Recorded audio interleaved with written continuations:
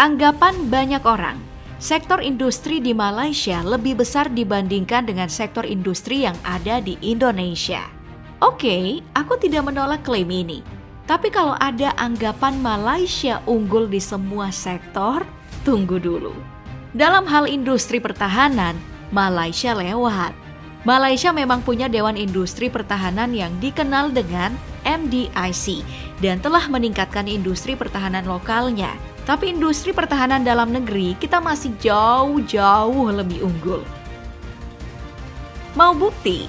Kita mulai dari membahas tentang pembuatan drone.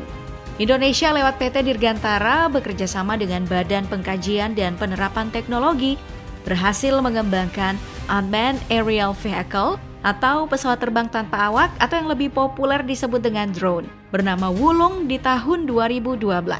Ini adalah drone yang dikendalikan menggunakan remote control. Spesifikasi Wulong beratnya itu maksimal 125 kg dengan kapasitas beban 25 kg. Bentang sayapnya 6,34 meter, kecepatan jelajahnya itu sekitar 55 knot atau 101 km per jam. Wulong bisa terbang selama 4 jam dengan ketinggian terbang mencapai 12.000 kaki atau sekitar 3,6 km dengan radius jelajah bisa sampai 200 km. Ditambah, Wulong juga dilengkapi kamera pengintai yang dihubungkan dengan pusat pengendali di darat. Bisa dibilang Wulong ini adalah produk drone UAV pertama di ASEAN yang paling memenuhi syarat sertifikasi. Fungsi Wulong adalah untuk melakukan pengawasan wilayah-wilayah perbatasan Indonesia dan negara tetangga. Bisa juga dipakai sebagai pengawas manakala ada aktivitas ilegal, misalnya pencurian ikan, pembalakan liar, atau dipakai mengawasi transportasi, bantuan SAR, pengawas bencana, dan lainnya. Dibandingkan dengan negara Malaysia, sebenarnya dalam hal pengembangan drone UAV, Malaysia bukan pemain baru. Sejak tahun 2010, DevTech yang saat itu masih bersama Composite Technology Research Malaysia sudah mengoperasikan Aludra tipe MK1. Bicara spesifikasi, gak buruk-buruk amat. Aludra MK1 punya berat 200 kg dengan kapasitas muatan 25 kg. Jarak jangkau 120 km, daya tahan 5 jam, punya kecepatan sampai 220 km per jam, dan bisa menjangkau ketinggian sampai 3.000 meter. Aludra juga sudah teruji karena sudah digunakan dalam pertempuran di tahun 2013 di Ops Daulat untuk memantau gerakan militan Kiram. Setelah penyerangan Sabah, Aludra ditempatkan di Sabah untuk melakukan misi pengawasan dan pengintaian di perbatasan Sabah. Setelah Composite Technology Research Malaysia atau CTRM berganti menjadi DevTech, Aludra lalu terus dikembangkan hingga sampai ke tipe Aludra EE di tahun 2022. Aludra EE dikembangkan sistem pengaturan sayap monoplane-nya, mesin dikembangkan dan ditempatkan di belakang. Tapi tetap sih menggunakan baling-baling bilah 2. Beberapa perubahan lain yang dilakukan DevTech seperti pada masalah berat drone-nya. Aludra EE dibuat lebih ringan dari 200 kg menjadi 120 kg dengan kapasitas beban yang di bawah 10 kg. Jarak tempuhnya ditingkatkan menjadi 200 km. Tapi kecepatannya dikurangi antara 111,12 km per jam sampai maksimal 200 km per jam. Dan hanya bisa terbang sampai ketinggian 1.200 meter. Kecepatan dan ketinggian terbang Aludra EE dikurangin agar bisa punya kemampuan terbang sampai 10 jam.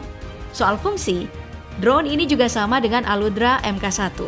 Digunakan oleh militer dan keamanan publik sebagai pengawasan dan kontrol perbatasan aset keamanan nasional Malaysia. Baik, kembali menyinggung tentang industri drone Indonesia. Apakah Wulong satu-satunya drone UAV yang dibuat Indonesia? Jawabannya, tidak.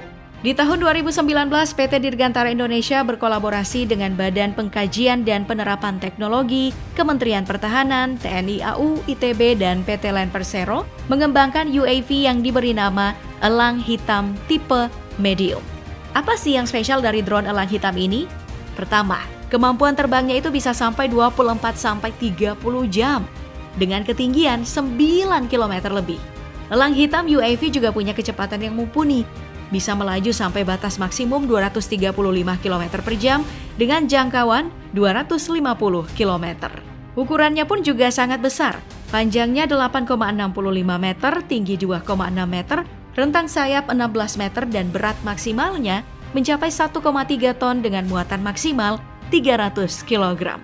Elang hitam UAV bahkan terintegrasi dengan sistem folding fin aerial rocket kaliber 70 mm yang juga dipakai di pesawat tempur F-16 milik TNI Angkatan Udara.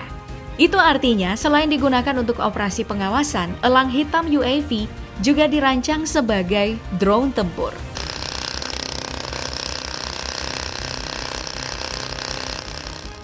Lalu bagaimana dengan pesawat? Apakah Malaysia unggul dalam produk ini? Dalam pengembangan pesawat, Malaysia punya pesawat latih yang diproduksi dalam negeri bernama Eagle 150. Eagle 150 sebenarnya pesawat yang dirancang dan dibuat oleh Eagle Aircraft Pty Ltd, perusahaan yang berbasis di Australia. Namun sekarang Eagle 150 diambil alih oleh CTRM, Pusat Riset dan Teknologi Malaysia. Eagle 150 lalu dikembangkan sampai ke versi 150B. Desainnya itu terdiri dari 3 kerangka sayap, ada sayap depan, sayap tengah, dan stabilizer horizontal. Untuk ukuran, Eagle 150B berkapasitas 2 kursi dengan panjang bodi 6,45 meter, tinggi 2,31 meter, dan lebar sayap 7,16 meter. Untuk kemampuan terbangnya, Eagle 150B bisa mencapai kecepatan maksimal 241 km per jam. Jarak tempuh 1000 km, ketinggian 4,5 km, dan waktu tempuh sampai 5 jam.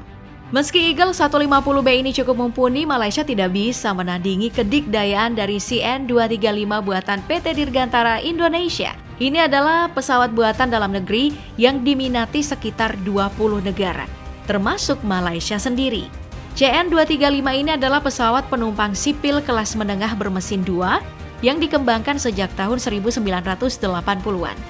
Yang membuat CN235 diminati banyak negara, pertama itu karena hemat bahan bakar. CN235 bisa menghemat bahan bakar sampai 15% dibandingkan mesin lain dengan kemampuan yang sama. Lalu yang kedua, CN235 bisa take off dan landing di landasan yang pendek. Ketiga, pesawat ini punya lebih dari 300 versi, mulai untuk sipil, pesawat angkut militer, dan pesawat untuk misi khusus. Kecepatannya juga mumpuni, bisa sampai 509 km per jam, dengan kemampuan jangkauan sampai 796 km. Untuk harganya sendiri, pihak PT DI yang merupakan produsen menjual CN235 dengan harga 27,5 juta US dollar atau kalau dirupiahkan, sekitar 385 miliar rupiah.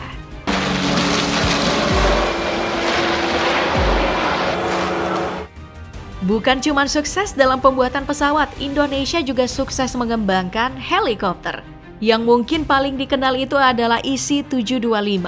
Spesifikasi IC-725 ini punya kabin yang luas dan fleksibel. Jadi bisa mengangkut sampai 29 personil atau beban sampai 11 ton. IC-725 menggunakan 2 mesin turbo Mecha Makila 2A1 yang hemat biaya perawatan dan bahan bakar. Yang unggul dari mesin ini karena tidak mengakibatkan suhu mesin tambah tinggi sehingga meminimalisir resiko serangan senjata dari alutsista yang menggunakan pendeteksi panas. IC-725 sendiri adalah seri teranyar dari keluarga Super Puma yang sudah terbukti ketangguhannya di medan perang. Hal lain yang membuat IC-725 unggul karena bisa digunakan dalam berbagai misi, termasuk dipakai untuk bertempur. Alasannya karena IC-725 dilengkapi dengan persenjataan lengkap. Nah, selain mengembangkan helikopter ini, Indonesia lewat PT DI juga bekerja sama dengan Airbus Helicopters, merancang AS565 MBE dan juga AS550 Fennec. AS565 MBE adalah helikopter yang bisa mendeteksi keberadaan kapal selam. Sementara AS550 Fennec adalah helikopter serbu yang bisa melakukan operasi senyap dengan kecepatan tinggi.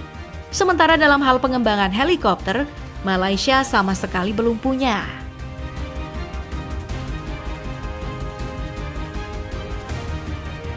Nah, lanjut dalam hal pengembangan rudal dan pertahanan udara, Malaysia juga kalah nih dari Indonesia.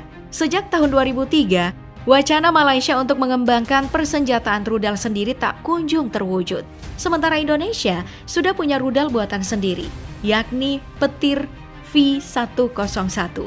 Ini adalah rudal yang dikembangkan oleh PT Sari Bahari dan Badan Penelitian dan Pengembangan Kementerian Pertahanan. Spesifikasi rudal petir V101 ini pertama itu adalah punya kecepatan sampai 260 km per jam. Dengan hulu ledak seberat 10 kg dan yang terpenting rudal petir V101 sulit untuk dibaca radar. Indonesia lewat PT LEN dan Kementerian Pertahanan juga mengembangkan sistem pertahanan udara dari rudal yang dikenal dengan nama Star Trek sejak 2022. Alutsista ini bisa mempertahankan serangan dengan kemampuan tembak sejauh 7 km dengan jangkauan radar 250 km dan kecepatannya itu lebih dari 3 Mach sehingga Star Trek buatan Indonesia adalah yang tercepat di kelasnya.